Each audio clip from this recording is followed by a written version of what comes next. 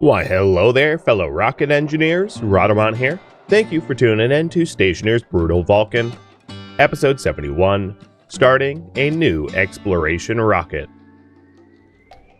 Okay, hypothetically, the chute system is now hooked up to the ice crusher. And, let's switch out our waste tank and then get ready to start crushing ice.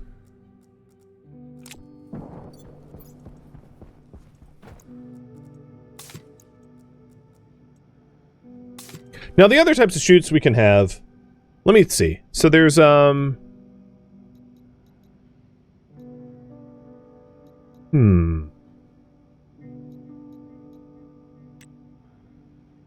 is the potential, let me pause the game while I do this. There's the potential to add like a digital valve as well. I'm trying to think if there's any like chute readers that aren't windows. I don't think so. Not in that way, but it's not a big deal. Because the powered chutes are only splitters and valves. Okay, yeah. So I'm gonna close this. Actually, I'll open it. Let's just go for it. Call this Ice Crush. Let's go open up the silo. And it looks like we're not gonna bother with a Windows for the chute system. Got it. What about a pressure sensor with a light?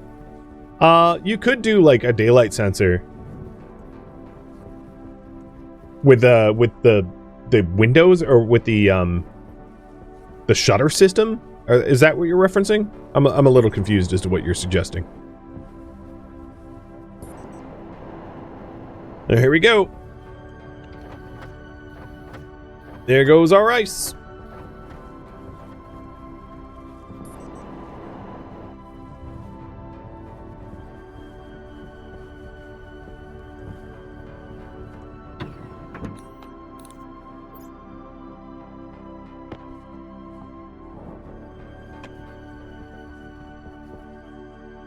Now, hit the button, and it contains space ice. It's crushing it and heating it up to temp, which is like 5 degrees Celsius. And in this pipe here, we will quickly see a lot of water building up.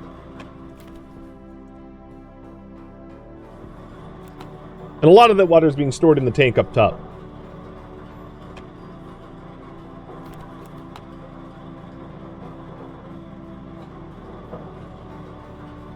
The other benefit is the CO2 that we're crushing is going to be cold. It's 5 degrees Celsius cold, which means the amount... Wait, this should be the same. I'm confused. This is network 117476. Why is this different? That should not be separate pipe networks. All right, I'm going to pause this while I investigate. Stop. Mesons will help with this. So this comes out and goes over...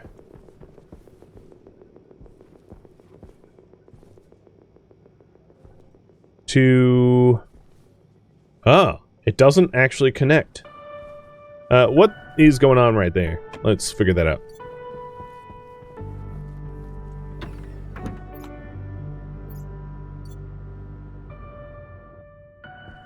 It's probably like a pressure valve or something. Oh, yeah, they literally don't touch.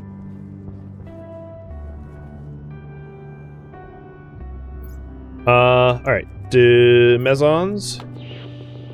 So the CO2 tank... I'm confused. This CO2 line... Yeah, no, what I'm confused about is this CO2 line that runs over to the Oh, this is the pressurant line. Oh, no, this should still be the CO2 line.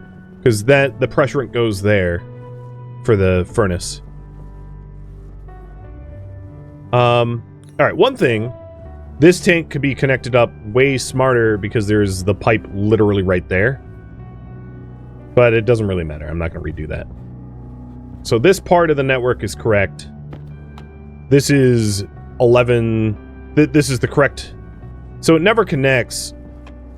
And I'm sort of curious... Oh, what's going on here? I am confused. The CO2 and pressurant were kept in separate networks? Is there a reason why I did that? Or maybe when I was replumbing it, I never had them connect up to one another? I think that's more the thing than anything else. I think I, like, severed it. I don't recall what I did. Exactly. But these two pipes should be connected because they're part of the same network. So, let's go get yellow pipes and connect the two. There's no reason for them to be separate. Yeah, I would have to reverse time to figure out, like, what went wrong, like, whether I installed it wrong or... But whatever, doesn't matter. I know how to fix it. That's the important bit. Because, yeah, the CO2 is here in this line, and this line doesn't connect to the line on the roof. I haven't the foggiest clue as to why. I cut them when I put the inline tank? That's been true for a while then, huh? So this has been like an error, which hasn't like blown up the base, but it's been an error for a long, long time then. When I put that inline tank, I never reconnected them. Mostly because I didn't use the meson glasses, and I really should have. It is indeed their purpose. I am going to connect these up messy. Because I'm not exactly sure if I remove the inline tank, if there's enough, well, I can connect it messy and then, like, fix it. Basically, if I remove the inline tank, it might overpressurize the pipes that are connected to the inline tank and then rupture and explode. But if I do it like this, where I equalize the pressure between the two networks... Right, so now it's one network, it's 89,565. I can then remove this inline tank, or move it into a... you know, I don't really mind it where it is. Now, what's going on with these two pipes here? Why do I have two vertical pipes in this stack? This is the old vertical pipe. Yeah, I reworked it. I remember now. So this vertical pipe here is removable, because it doesn't go anywhere. It doesn't connect to anything.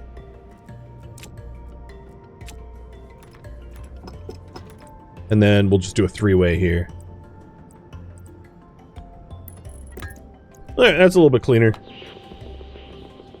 Now it's one network. Feeding off the ice crusher. Feeding into the base's direct gas exchange heat exchangers. And then feeding into the CO2 tank. Yep. This is what I wanted. It's not the cleanest plumbing, but like it works. And this is not very pressurized, so let's keep crushing ice.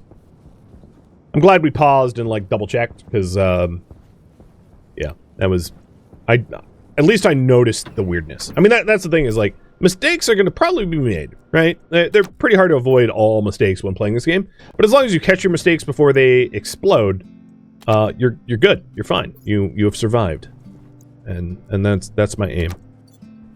Catch it before I go boom.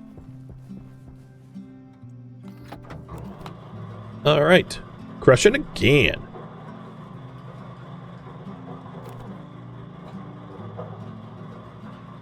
Why? Oh, it's because the water is not up to temp. Yeah. Okay.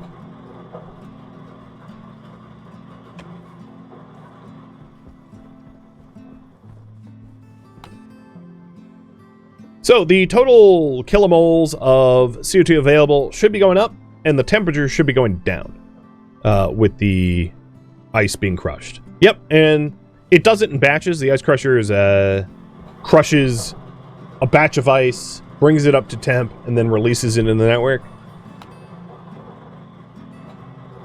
And here, as you can see, there's now like a liter of water in the system. And that's not the full volume either, because there's... well, I'm hungry and thirsty, so let's go in here and I'll show you what I mean. Because this tank that we installed already has 9 liters of water. And it's just going to keep going up and up and up. Oh, yep, 10 liters of water. Every time it does another ice crush batch, we get a lot more water total. So we no longer need to blow up. Oops. We no longer need to blow up oxygen and hydrogen to make water. We'll have so much water.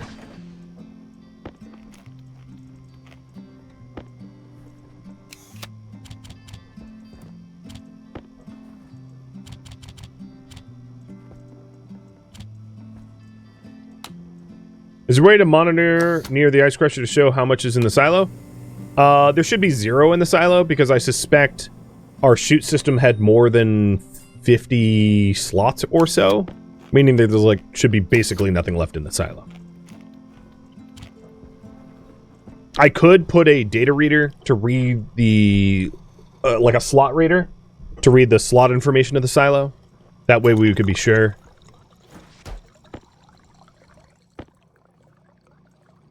I guess.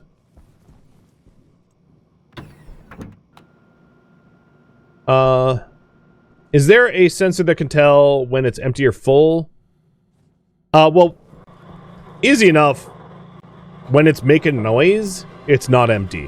When it's not making noise, it's empty. So it's... because it's noisy, I don't really need to care. The other thing is the ice crusher itself might not need to be on a different power network. As you can see, it is pushing the capacity of the power network that it's currently on to its limit.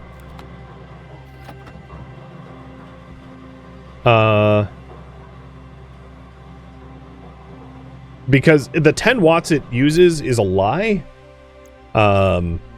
Because it heats up the ice itself, it's also acting as a heater.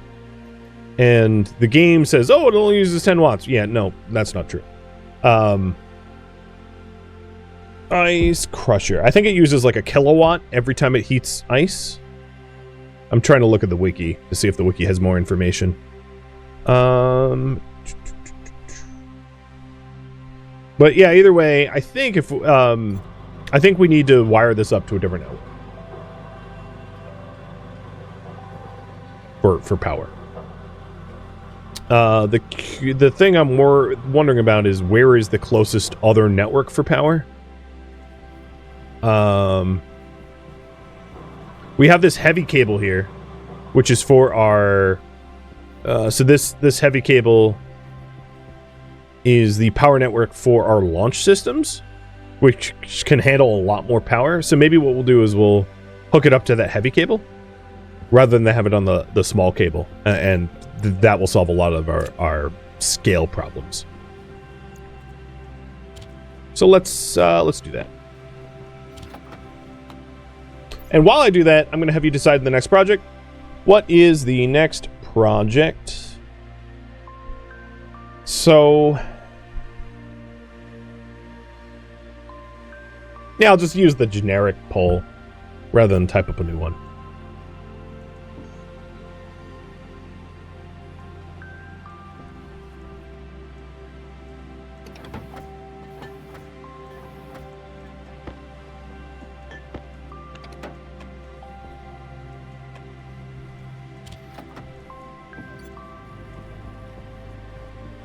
So the heavy cable is like, let's say 25, 30 units away. Oh no, the heavy cable runs right there. It's actually pretty close. Again, mesons. So this is the heavy cable I'm connecting to, and it just needs to plug in there. It's not a big deal.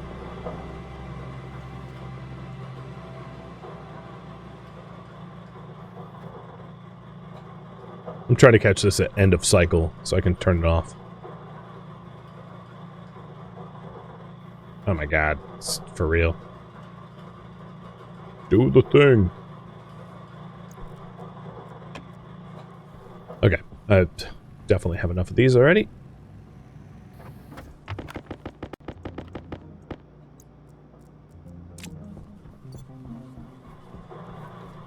Stop. That power button's really hard to hit.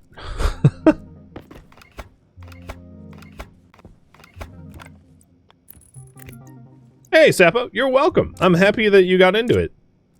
It's a lot of fun once you suffer the learning curve. As I say frequently, an amazing game if you can endure the learning curve, and worth it in the end, I think.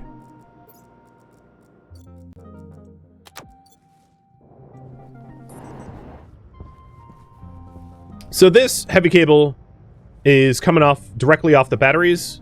So it's a heavy cable feeding from the battery output up to 100 megawatts. And we're just connecting straight up to it. And we're nowhere even close to exceeding the capacity of a heavy cable. So I'm like completely not worried about just sticking the ice crusher on the heavy cable network, because we use a tiny fraction of the heavy cable's capacity.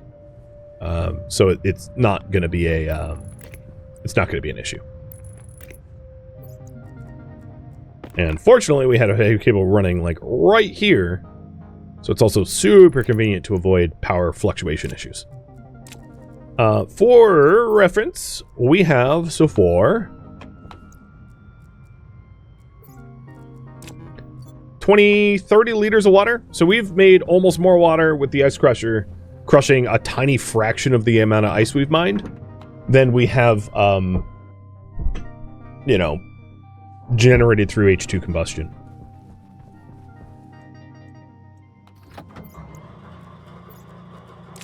All right, so taking a look again, we're actually using 1 point... Yeah, you can see the power fluctuation now a little bit easier. We're using about 1.3 kilowatts of power out of the 100 available, so we're using up like 1% of that cable network. That's why I'm like, yeah, I don't need a fuse. Fuse would be a little overkill. Oh no! 2% being used! We gotta fuse it! I'm not trying to tease you, I'm just saying, like, yeah, fuse ain't needed. So, that's good. And the other half of this equation is our CO2 should be getting colder and more dense. Which is indeed true. We have a kilomole of CO2, and it's brought down in temperature about 3 or 4 degrees, I think.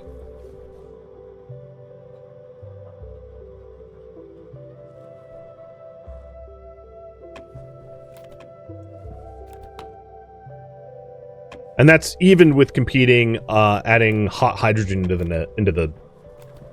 it.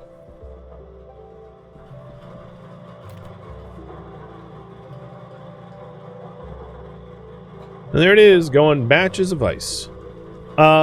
Before I start embarking on the next priority, what I'm going to do is I'm going to take the top option here and then, like, pull it against a few other sub-options of, like, nice-to-haves and see what you guys think. Because I can think of some other projects that, like, might be cool as well. I just didn't want to take the time to, like, rewrite the whole thing. So, this silo has 36 ice left in it. So this chute has the, whatever, 20 something, 30, I don't know. But you can actually see the ice bumping out here.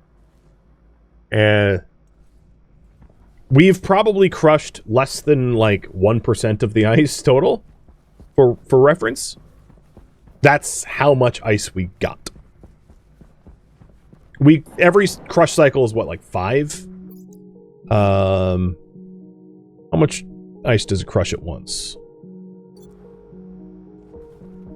Something like that. And we brought like 5,000 ice or something. Yeah, it's a lot. Right now it contains... Alright, let's see what it draws for next batch.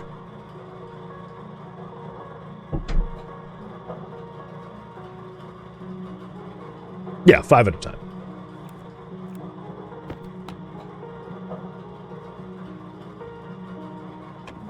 Cool. All right. To pull against some of the other options for plant genetics, here's some other options.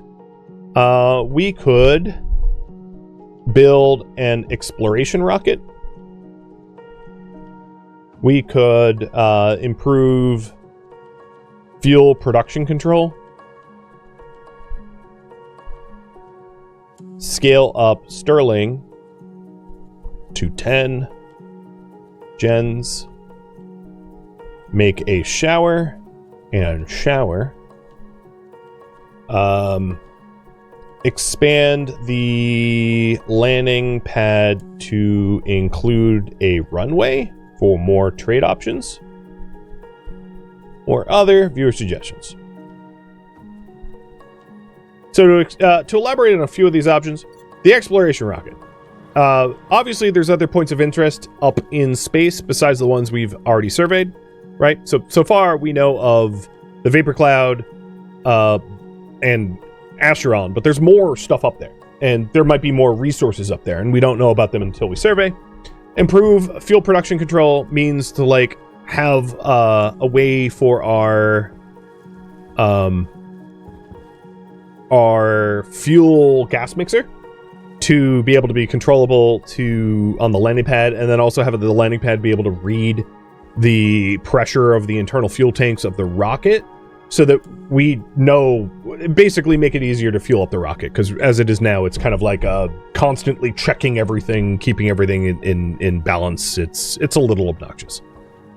Scaling the Sterlings up to 10 isn't really all that needed if we're not doing an electrolysis system, but it would ensure that our power doesn't really ever dip.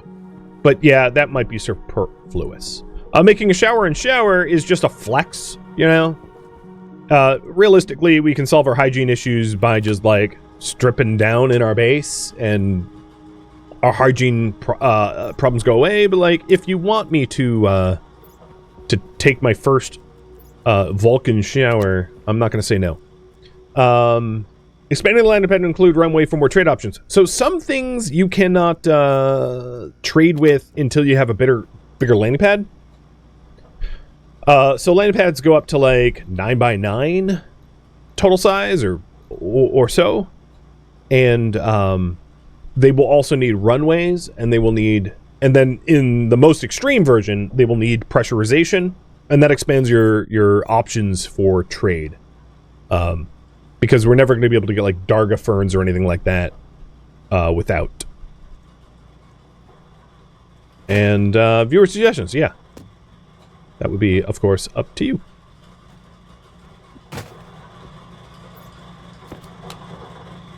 So there we go. As you can see, the temperature of the carbon dioxide has dropped a few degrees, and the pressure is going up.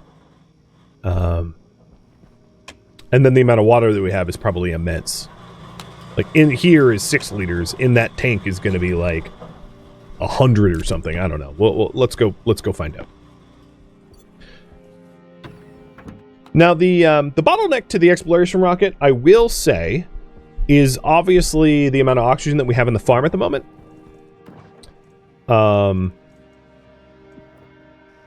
And we don't have a lot of oxygen to do a big launch. Yeah, so 56 liters so far, and plus the 6 liters, so like 60 liters of water already, which is, I think, more than we've ever made through H2 combustion, and that was like running in the ice crusher for like 15 minutes. It's a totally different scale of operation once you start exploiting space resources.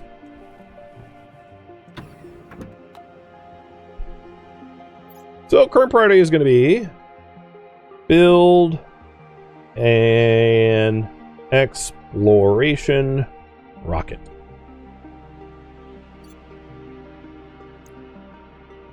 Won by small margin. I am almost certainly going to need more steel for that. But we are going to need the fuselage for the engine mount. And then while we get the fuselage for the engine mount, let's go and make yet another batch of steel.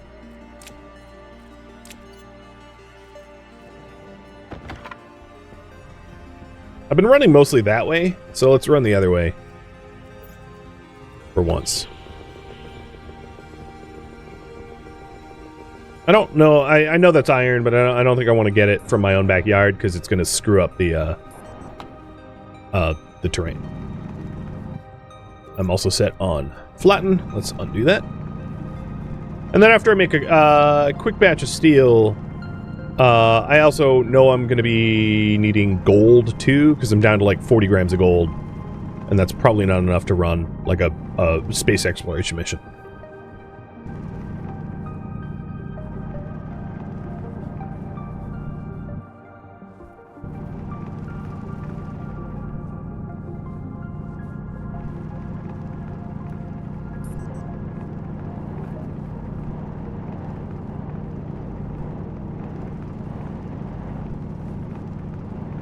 Electrolysis isn't back on the menu because Dave is collecting oxygenated ice, which is going to generate so much more oxygen for us that, yeah, we don't need electrolysis.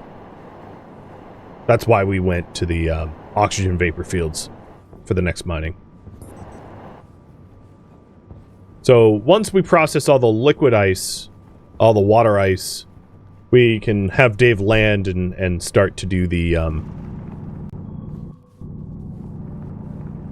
oxygen ice, and I'll just have to reset up the plumbing networks, maybe with valves, so that we don't have to like rebuild stuff, but I'll have to reset up the plumbing networks to accommodate the CO2 and oxygen ice, obviously with a filter, because right now we only have one type of gas and one type of liquid coming off the line, but as soon as we bring in the next batch of ice, which is 2 types of gases, we're going to then have to filter the gas. So the ice crusher setup is going to have to fundamentally change to accommodate for the 2 types of gases coming off. But we could even just... At that point, we'll probably have so much CO2 that we could probably just dump the CO2 and just filter the oxygen into the tanks. But if we're already dumping the CO2, storing it's not that much effort, because you just put a filter in for either oxygen or CO2 and assume the other one is the other one coming off the end. Okay, it's almost the right temp for this today, so let's try to do this quickly.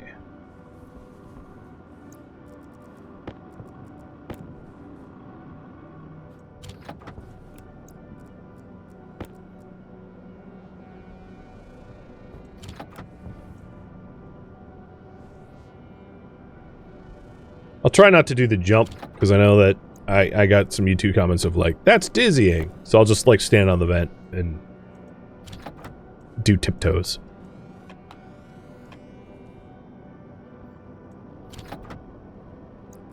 I suppose the other thing I could do when I want to empty out the cold gas is like reverse the vents and do double vents. I have no idea why that never occurred to me until now. Obviously a powered vent would be even better. Upgrading everything for powered vents would be awesome. So, reverse. Let's get all that pressure out. Yeah, I could also build a second silo with a chute splitter. Absolutely. Absolutely. That's what I was saying before, is like either a different umbilical or a different a splitter, a different silo. But there's a lot of different ways to keep your ices separate, your ores separate. Especially if you're doing space mining, you're going to be coming in often with like a whole bunch of different types of ores, and you'll need to split them in order to process them. And filter them and stack them and et cetera, et cetera, et cetera.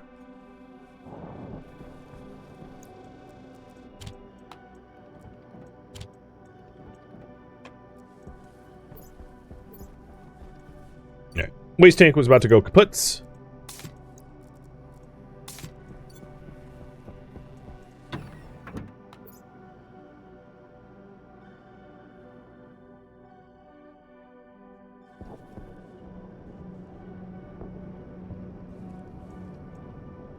Why is this? Oh, no, okay.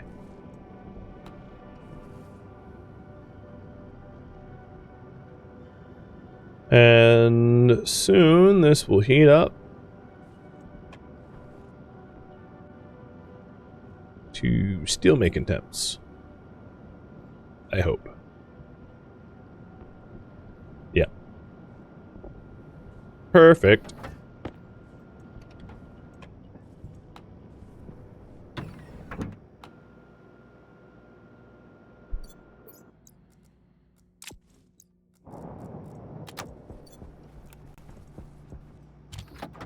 So we've got the rocket mount, the launch mount, engine mount, whatever it's called. Then we're going to want the gas engine. So that's the pump gas engine, and that's copper and gold.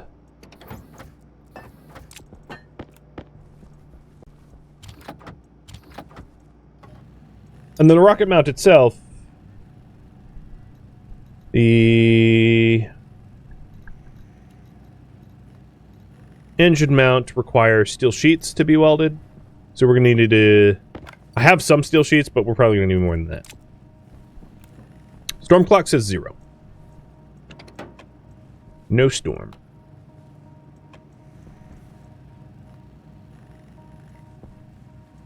And then the pumped gas rocket engine needs pipes and steel sheets. So I have exactly the amount of steel sheets I need for the first installation, so we'll print up 5 gas pipes. Or 5 pipes. I don't... Gas pipes? Well, whatever. I guess there's liquid pipes. But 5 gas pipes, and... Where's my iron? It's in there. Or here. I just made iron, I guess.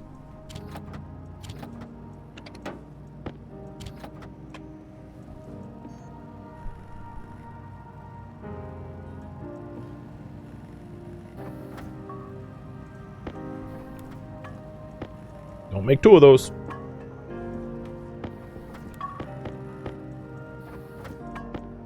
Okay, let's start on another fuselage. And realistically, probably just 1 fuselage. We don't need a 2 high because we're not doing mining and cargo storage. So 1 high should be just fine.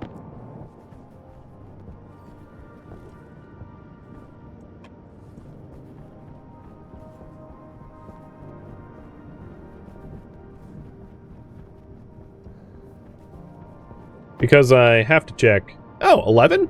It's been going up. It's net positive. Which means the Sterling system is really, at this point, set and forget. I don't need to worry about it.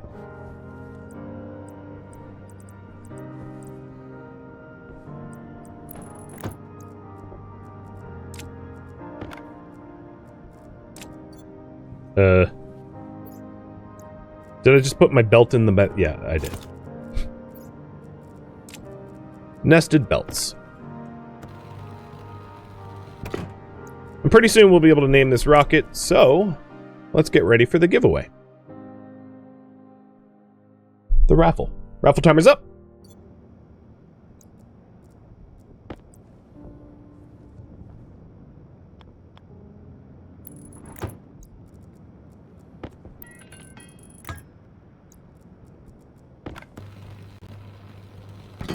And now we have the engine mount and the pump gas engine. So we'll need a fuselage, a cone, and then all the internals, which is avionics, battery, scanner, scanner head, you know, that stuff. Not a big deal. I had mentioned that I was relatively low on gold, so now that I'm thinking about it, I have already obviously made my my steel. But let's quickly... I can see some gold right over here.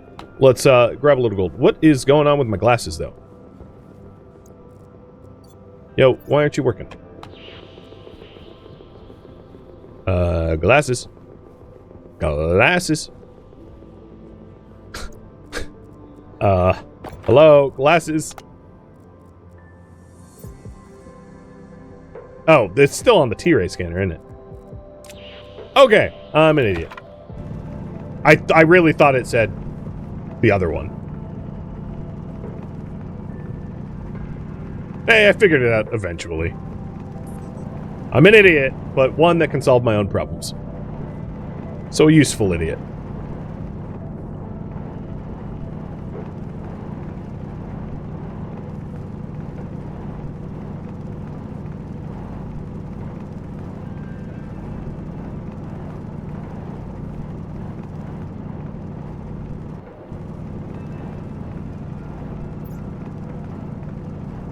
We don't need a ton of gold, but because the avionics and battery and everything does require gold in the process, we're going to need some.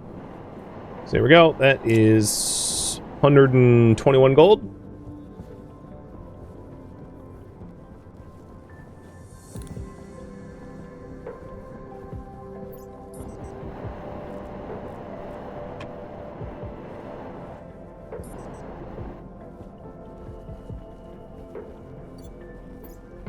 And I think gold, because it has oxygen in it, is really easy to smelt, because like as soon as you add a little bit of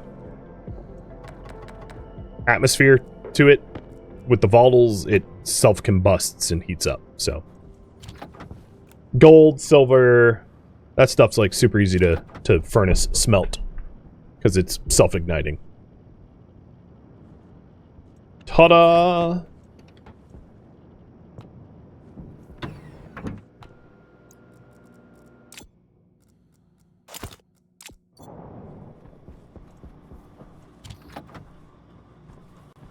Alright, checking up on the crusher. We have just about doubled the amount of carbon dioxide that we had. From a kilomole to 2 kilomoles, and I have no idea about the water because I can't read the tank from here. But I'm sure it's a lot. I can check both the CO2 and water tanks when I'm outside. So this is going to be one of those door fuselages, which I think is all the storage we're going to need for the rocket. That is... So the doors are going to require steel sheets. So you know what I should do? Is just... Because inevitably I'm going to be using steel sheets. Let's just make, like, a batch of 30 steel sheets or something. That way I don't have to keep piecemealing it.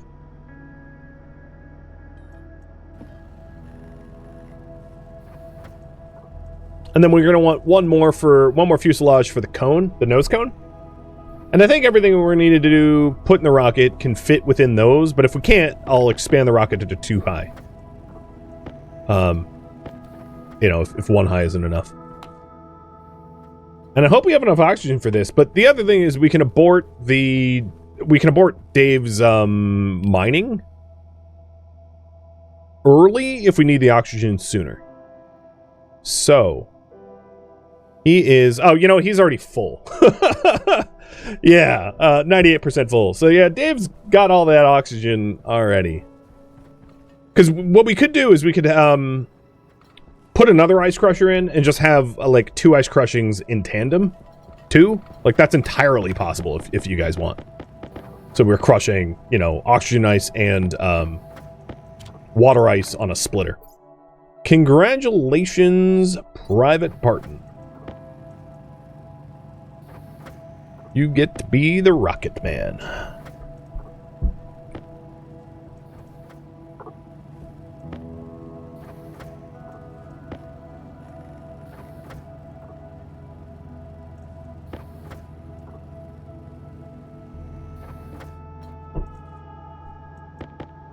Alright, that's probably enough.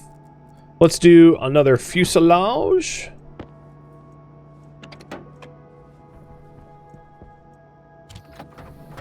Oh, that's not how to do that. And this fuselage is the nose cone one.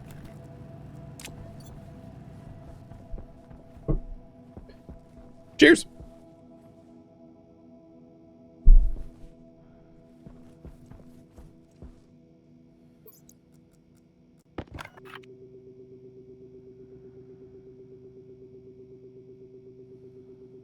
So this is officially the Private Barton logic uplink, and once the rocket has avionics and a downlink, we'll name the rocket too. I mean, I can name it now, but like I can't connect to it.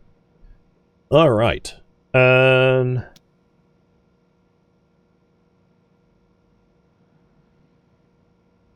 you... So the internal cargo storage for the Dave miner is full. But the rocket miner, I believe, still has some internal storage, which is why it's still mining, I think. Yes, it is still mining for that reason, exactly. Okay.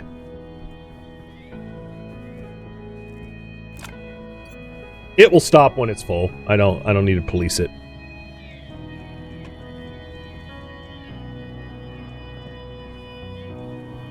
Farm looks good. I really like how we upgraded the farm's setup so that I don't have to panic every like 2 hours of like, oh god, the farm. Because, you know, the carbon dioxide is getting cooler. As a result, all the other gases are getting cooler. I'm gonna want maybe 16 kilomoles of volatiles, I think, for this next mission. So let's get the 16 kilomoles of volatiles ahead of time, and then let everything cool back down to you know, be easier to manage.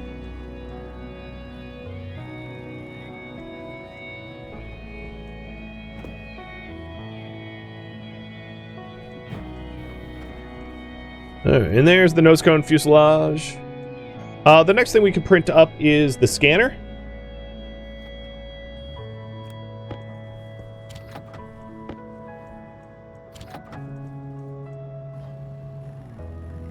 Oh, that's the scan head.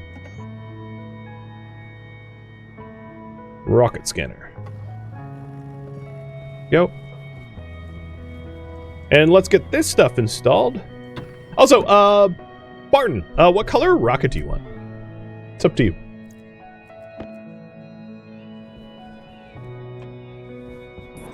Whatever color. I could even print up new paint if you want a new colored rocket. It's totally up to you.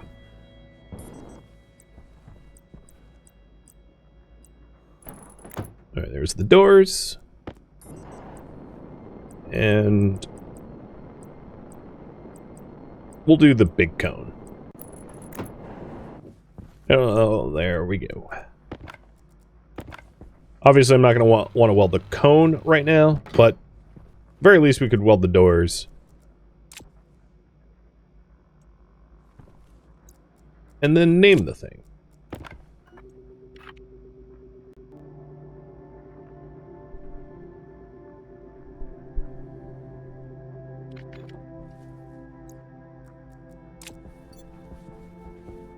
You want green?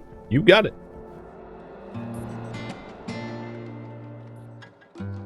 Thank you for tuning in to Stationeers Brutal Vulcan, which originally streamed live on Twitch. If you have any feedback or questions for me, let me know in the comments below. If you'd like to catch a live stream of mine, Rodamont.com has my stream schedule and countdown timers to upcoming streams. If you'd like to join my online gaming community on Discord, Rodamont.com has a link to it, as does the description of this video. Thank you so very much for watching. Special thank you to my Twitch subscribers, Patreon patrons, and viewers like you that support the channel and made it all the way to the credits. Thank you so very much. I hope to catch you in next episode or an upcoming stream. Farewell, my fellow astronauts.